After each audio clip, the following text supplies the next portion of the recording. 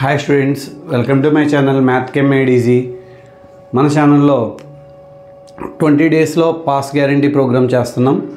Intermediate first year స్టూడెంట్స్కి సంబంధించి pass guarantee in 20 days ప్రోగ్రాంలో 10 డేస్ వీడియోస్ అయితే కంప్లీట్ చేసాం. అవి కంప్లీట్ చేసిన తర్వాత చిన్న బ్రేక్ తీసుకుని 11th డేకి వచ్చాం. సో డే 11 కెమిస్ట్రీకి సంబంధించి 4 మార్క్స్ క్వశ్చన్స్ మీకు ఇప్పుడు 4 క్వశ్చన్స్ ఎక్స్ప్లెయిన్ చేస్తాను. కెమికల్ బాండింగ్ అనే చాప్టర్ నుంచి 4 ఇంపార్టెంట్ 4 మార్క్స్ క్వశ్చన్స్ ఎక్స్ప్లెయిన్ చేస్తాను. అవి ఏంటో చూద్దాం. First one is hydrogen bonding. Hydrogen bonding ఎగ్జామ్లో ఎలా అడుగుతారంటే question, what is hydrogen bonding, explain the types of hydrogen bonding అని అడుగుతారు. సో హైడ్రోజన్ బాండింగ్ అంటే ఏంటో ఒకసారి చూద్దాం. మనం ఇక్కడ హైడ్రోజన్ బాండింగ్ అంటే హైడ్రోజన్ని అట్రాక్ట్ చేస్తుంది ఎవరో ఎలక్ట్రోనెగటివ్ ఎలిమెంట్స్ అనమాట, electronegative atom. So the van Waals force of attraction అనొచ్చు, లేదంటే the attraction in between electronegative atom and hydrogen atom of the same molecule or different molecule is called hydrogen bonding. Hydrogen bonding అంటే ఏంటంటే electronegative element తీసుకోవాలి, electronegative యాటమ్కి అలాగే hydrogen యాటమ్కి మధ్య ఉండే attraction. So the attraction between electronegative atom and hydrogen atom of the same molecule or different molecule. ఈ electronegative atom hydrogen atom రెండు ఒకే మాలిక్యూల్లో ఉండొచ్చు, వేరు మాలిక్యూల్స్లో ఉండొచ్చు. అలా ఉంటే దాన్ని హైడ్రోజన్ బాండింగ్ అంటారు. Hydrogen bonding is mainly 2 types. Intermolecular hydrogen bonding. Intermolecular hydrogen bonding అంటే ఏంటి? ఇంటర్ అంటే ఇన్ బిట్వీన్ అని అర్థం. The hydrogen bonding which is present in between two different molecules. So the hydrogen molecule present in between 2 different molecules is called intermolecular hydrogen bonding. Example H2O, HF, NH3, etc. For example HF తీసుకున్నాం అనుకోండి. హెచ్ఎఫ్లో it is a polar covalent bond. హెచ్కి plus charge ఉంటుంది, ఎఫ్కి minus charge ఉంటుంది, electronegative element కాబట్టి. So ఒక హెచ్ఎఫ్లో ఉన్న ఎఫ్ ఏం చేస్తుందంటే వేరే హెచ్ఎఫ్లో ఉన్నటువంటి హెచ్ని అట్రాక్ట్ చేస్తుంది. ఇలా ఉండే బాండింగ్ని ఏమంటామంటే ఇంటర్ మాలిక్యులర్. 2 మాలిక్యూల్స్ మధ్యలో ఉంది కాబట్టి దాన్ని ఇంటర్ మాలిక్యులర్ హైడ్రోజన్ బాండింగ్ అని అంటారు. Next one is intramolecular hydrogen bonding. What is meant by intramolecular hydrogen bonding? Ante the hydrogen bonding which is present within the molecule. The hydrogen bonding which is present within the molecule. ఒకే మాలిక్యూల్లో present అయ్యి ఉంటే ఆ bonding ఏమంటామంటే hydrogen bonding అంటాం. Example orthonitrophenol. Phenol అంటే OH ఉంటుందండి. So orthonitrophenol అనమాట.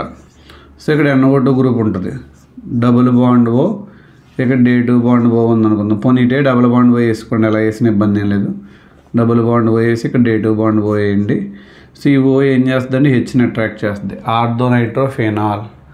అలాగే నెక్స్ట్ బెంజాల్డిహైడ్ కూడా చెప్తాం, ఆర్థోనైట్రో బెంజాల్డిహైడ్ కూడా చెప్తారు. ఒకటి సరిపోద్ది, ఎందుకంటే ఈ ప్రాక్టీస్ చేసేటప్పుడు మీరు కన్ఫ్యూజ్ అయ్యే అవకాశం ఉంటుంది కాబట్టి ఒక ఎగ్జాంపుల్ చాలు, ఆర్థోనైట్రోఫినాల్. ఎగ్జామ్లో హైడ్రోజన్ బాండింగ్ డెఫినేషన్ రాసినందుకు 1 మార్క్ వేస్తారు. Intermolecular hydrogen bonding 1 mark, intramolecular hydrogen bonding డెఫినేషన్కి 1 మార్కు, ఇక్కడ ఎగ్జాంపుల్ కాఫ్ టోటల్ 4 మార్క్స్ వేస్తారు. సో ద హైడ్రోజన్ బాండింగ్ అంటే ఏం చెప్పుకున్నాం మనం ఒకసారి మళ్ళీ రిపీట్ చేస్తాను చూడండి. చాలా ఇంపార్టెంట్ క్వశ్చన్ పబ్లిక్ ఎగ్జామ్కి ఇది. సో దీంట్లో ద హైడ్రోజన్ బాండింగ్ అంటే అర్థం ఏంటంటే the force of attraction in between hydrogen atom and electronegative atom of the same molecule. ఇక్కడ రాయడం ముందు ఎలక్ట్రోనెగటివ్ యాటమ్ అని రాసిన ఇబ్బంది లేదు.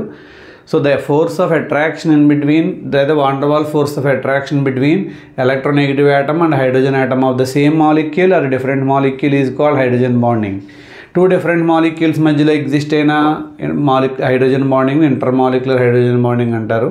విత్ ఇన్ ద మాలిక్యూల్లో ప్రజెంట్ అయిన హైడ్రోజన్ బాండింగ్ని ఇంట్రామాలిక్యులర్ హైడ్రోజన్ బాండింగ్ అంటారు. ఇక్కడ ఎగ్జాంపుల్ H2O, HF, ఇక్కడ ఎగ్జాంపుల్ ఆర్థోనైట్రోఫినాల్.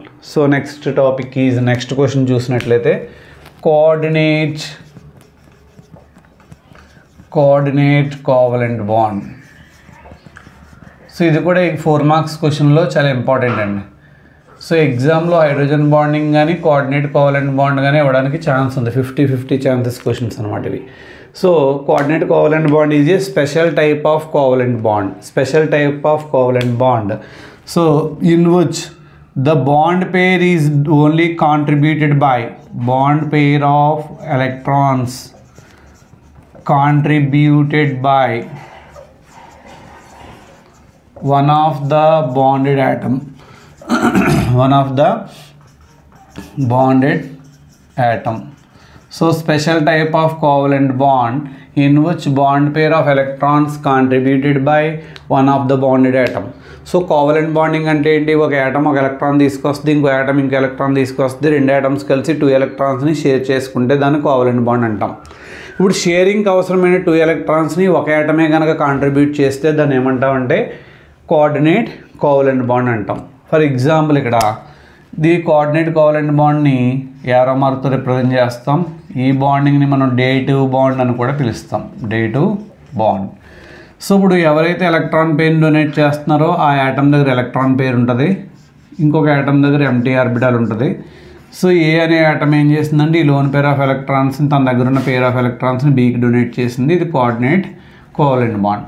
అంటే ఇక్కడ ఏ అనేది ఎలక్ట్రాన్ ఖచ్చితంగా 2 యాటమ్స్ ఉంటాయి కదా, బాండింగ్ ఫామ్ చేసే 2 యాటమ్స్లో వన్ ఆఫ్ ద యాటమ్ అనేది ఎలా పనిచేయాలి? మనకి ఎలక్ట్రాన్ డోనార్గా పనిచేయాలి.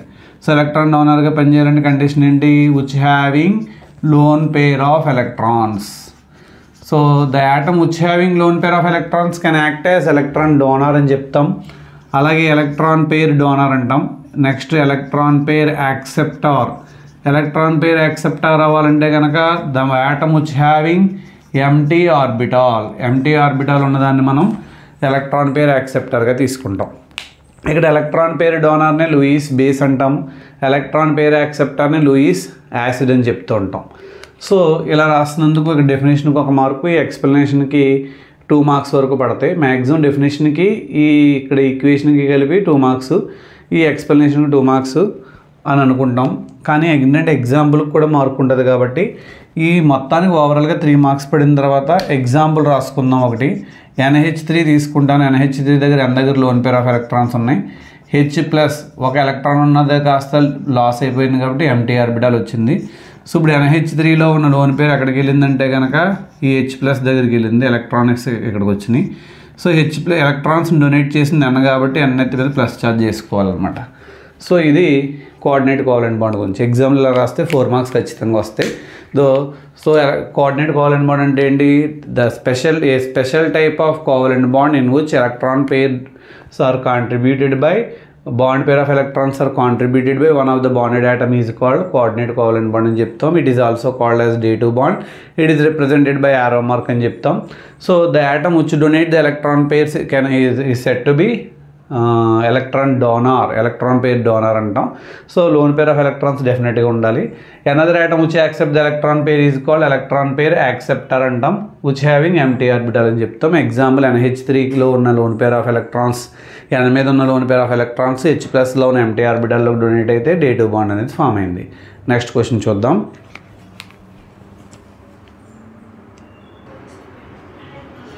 Next question, structure of PCl5, structure of SF6. Public ఎగ్జామ్లో ఈ 2 క్వశ్చన్స్లోంచి డెఫినెట్గా ఏదో ఒక క్వశ్చన్ ఇవ్వడానికి అవకాశం ఉందండి. సో చాలా కేర్ఫుల్గా అబ్జర్వ్ చేయాల్సినటువంటి క్వశ్చన్స్ ఇవి.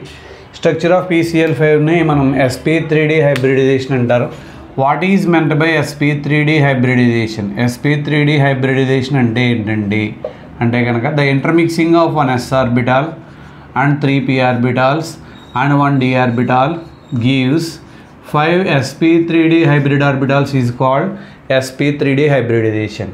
ఒక s ఆర్బిటాలు 3 p orbitals 1 d orbital mix అయిపోయి మొత్తం టోటల్గా 5 sp3d హైబ్రిడ్ ఆర్బిటాల్స్ వస్తే దాన్ని sp3d హైబ్రిడైజేషన్ అని పిలుస్తాం. PCl5లో ఫాస్ఫరస్ హ్యావింగ్ అటామిక్ నెంబర్ 15 కాబట్టి outer most configuration is 3s2 3p3 3d0. ఖచ్చితంగా బాండ్స్ ఫామ్ అవ్వాలంటే అన్పెయిడ్ ఎలక్ట్రాన్స్ ఉండాలి కాబట్టి సో ఇక్కడ పెయిరింగ్ ఉంది గ్రౌండ్ స్టేట్లో, ఇక్కడ అన్పెయిడ్ ఎలక్ట్రాన్స్ ఉన్నాయి, 3d ఎంటీ ఆర్బిటల్గా ఉంది. అయితే ఇక్కడ ఎలక్ట్రాన్ అక్కడ జంప్ చేసింది అనుకోండి, దీన్ని గ్రౌండ్ స్టేట్ కాన్ఫిగరేషన్ అంటాం. ఫస్ట్ ఎగ్జైటెడ్ స్టేట్ వేసుకున్నట్లయితే 3s1 3p3 3d1 అవుతుంది. సో ఇక్కడ ఒక ఎలక్ట్రాన్ ఇక్కడి నుంచి అక్కడ జంప్ చేసింది సో ఎగ్జైటేషన్లో. సో అప్పుడు ఒక s ఆర్బిటాలు, సో మనం 3 p ఆర్బిటాలు 1 d ఆర్బిటాల్ ఉంది. ఓవరాల్గా దీన్ని sp3d హైబ్రిడైజేషన్ అంటాం. ఇలా sp3d హైబ్రిడైజేషన్లో 5 ఆర్బిటాల్స్ ఫామ్ అయినాయి. ఈ 5 ఆర్బిటాల్స్ ఫామ్ అయిన తర్వాత సో 5 ఆర్బిటాల్స్ ఎలా ఉంటాయంటే కనుక మీకు యాక్చువల్గా స్ట్రక్చరు ఇలా వేసి చూపించాలి. తర్వాత ద బాండ్ లైన్ స్ట్రక్చర్ కూడా వేస్తాను, మీకు ఏది నచ్చితే అది ఫాలో అవ్వచ్చు. ఇలాగా 3 sp3d హైబ్రిడ్ ఆర్బిటాల్స్ మొత్తం 5 ఉన్నాయి. క్లోరిన్ అటామిక్ నెంబర్ ఎంత అంటే 17. అవుటర్ మోస్ట్లో చివర్లో 3pz1 ఉంటుందండి. సో 3pz1 కాబట్టి 3pz ఆర్బిటాల్లో ఉన్నటువంటి ఒక ఎలక్ట్రాన్ ప్రతి దాంతో పేరప్ అవుతుంది. ఇలా 5 క్లోరిన్ ఆటమ్స్. సో ఇలా క్లోరిన్ అలా ఫామ్ అయింది. సో ఇక్కడ క్లోరిన్ కూడా, క్లోరిన్లో ఉన్న 3pz ఆర్బిటాల్స్ 5 క్లోరిన్లో ఉన్న 3pz ఆర్బిటాల్స్ ఇలా ఓవర్లాప్ అవ్వడం వల్ల 5 సిగ్మా బాండ్స్ ఫామ్ అవుతున్నాయి అనమాట అండి ఇలా. సో దీన్ని ఈ స్ట్రక్చర్ని మనం సింపుల్గా ఎలా వేస్తామంటే p ఇలా రాసుకుని సిఎల్ మొత్తం 3 ఇలా రాసి ఒక సిఎల్ టాప్లోని ఒక సిఎల్ బాటంలో పెడతాం. సో ఈ స్ట్రక్చర్ ఏంటంటే కనుక ప్లనార్,